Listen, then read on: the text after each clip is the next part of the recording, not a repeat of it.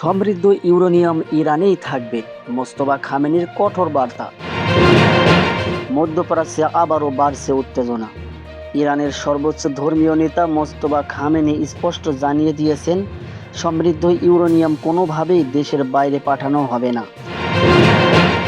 রয়টার্সের প্রতিবেদনে বলা হয়েছে, এই সিদ্ধান্তের ফলে যুক্তরাষ্ট্র ও ইসরায়েলের চলমান শান্তি আলোচনা আরও জটিল হয়ে উঠতে পারে। ইরানের শীর্ষ নেতৃত্ব মনে করছে, সমৃদ্ধ ইউরেনিয়াম বিদেশে পাঠানো হলে ভবিষ্যতে যুক্তরাষ্ট্র ও ইসরায়েলের সম্ভাব্য হামলার মুখে দেশটি দুর্বল হয়ে পড়বে। এক ইরানি সূত্র জানিয়েছে, রাষ্ট্রযন্ত্রের ভেতরে এ বিষয়ে পূর্ণ ঐক্যমত রয়েছে।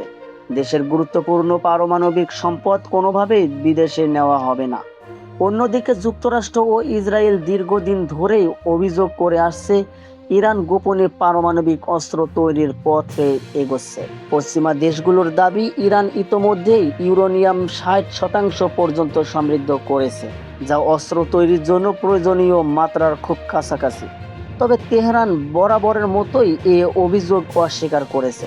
ইসরায়েলের প্রধানমন্ত্রী বেনিয়ামিন নেতানিয়াহু বলেছেন, যতক্ষণ পর্যন্ত ইরানের সমৃদ্ধ ইউরেনিয়াম সরানো না হবে এবং ক্ষেপণাস্ত্র সক্ষমতা ধ্বংস না হবে, ততক্ষণ যুদ্ধ শেষ হয়েছে বলে ধরা হবে না।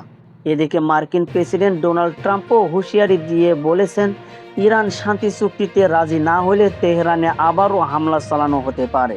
বিশ্লেষকদের মতে, এই অবস্থান মধ্যপ্রাচ্যের চলমান উত্তেজনাকে আরও বাড়িয়ে দিতে পারে এবং বিশ্ববাজারে তেলের দামেও বড় প্রভাব ফেলতে পারে।